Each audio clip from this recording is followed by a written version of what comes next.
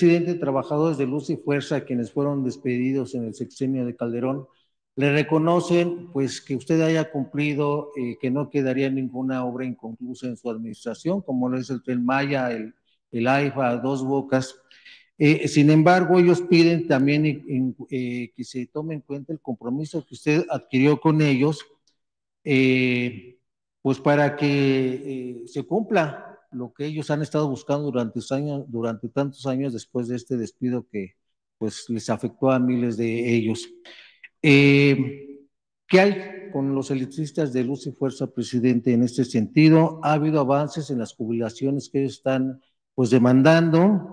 ¿Qué opinión, qué hay con la opción laboral para los demás que también están buscando pues incorporarse laboralmente en el sector federal? Y si se sabe que está usted tratando estos temas con Rosendo Flores, ¿se puede adelantar algo sobre lo que usted ha platicado con Rosendo Flores al respecto, presidente? Se está trabajando con ellos y estamos buscando que se resuelva para todos, porque lamentablemente hay una división en las filas de los trabajadores. Y lo que queremos pues es ayudar a todos sin meternos en las diferencias que tienen, pero se está avanzando y lo vamos a seguir haciendo para los jóvenes.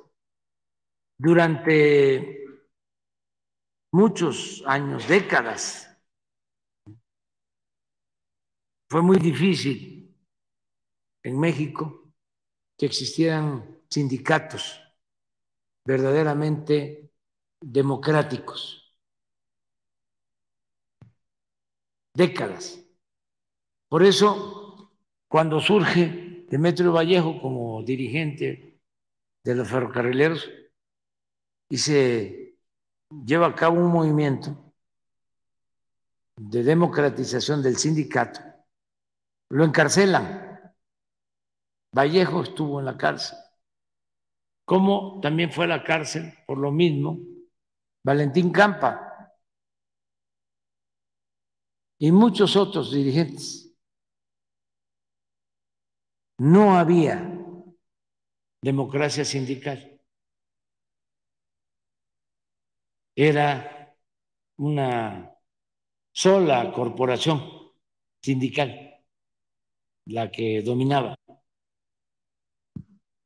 Muy pocos sindicatos democráticos. Uno de ellos era precisamente el SME, el Sindicato Mexicano de Electricistas, porque antes se había intentado que el SUTEM se democratizara, por eso fue el movimiento de Rafael Galván con la tendencia democrática, pero no pudo Rafael, un gran dirigente. Y el SUTEM siguió siendo manejado con las prácticas de siempre. Entonces, nada más quedaba como sindicato democrático completo el SME y con los neoliberales empiezan a dividirlos.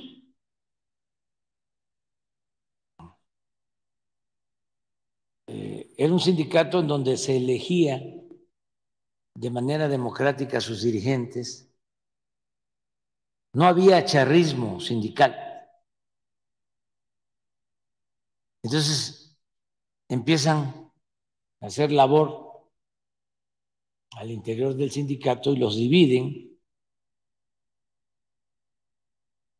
y no resistieron los dirigentes la embestida de Calderón. ya desde antes, ¿no?, habían iniciado una campaña en contra del sindicato con la complicidad de los medios. Lo mismo, hablando de que eran malos trabajadores,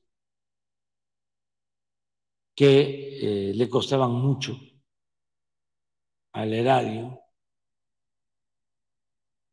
porque les molestaba, sobre todo, que existiera una empresa pública como la Compañía de Luz y Fuerza del centro. Entonces la querían privatizar. ¿Cómo privatizaron los ferrocarriles? Igual. Y se habían tardado en el caso de Luz y Fuerza del Centro por la fuerza del sindicato. Pero llegó Calderón y no le importó y despidió a más de 40,000 trabajadores. Esto también para los jóvenes, bueno, ya estaban Sí, ella niños, espera. pero es interesante esto, el único sindicato democrático.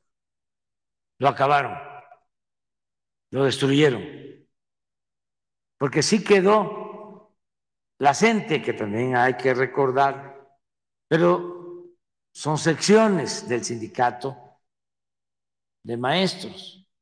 La CENTE también contribuyó bastante a la democratización sindical.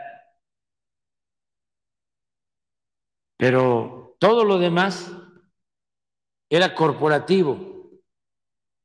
El presidente o el secretario del Trabajo o el secretario de Gobernación o el secretario, porque también eran puros hombres en ese entonces, de Educación, eran los que imponían a los líderes. Y habían líderes sindicales muy fuertes, que como ya son fallecidos, no los menciono por respeto, que eran los que decidían. Y también, además de eso, para los jóvenes que deberían de estudiar el movimiento sindical en México,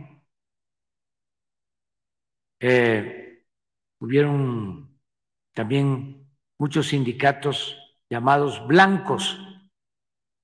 La misma empresa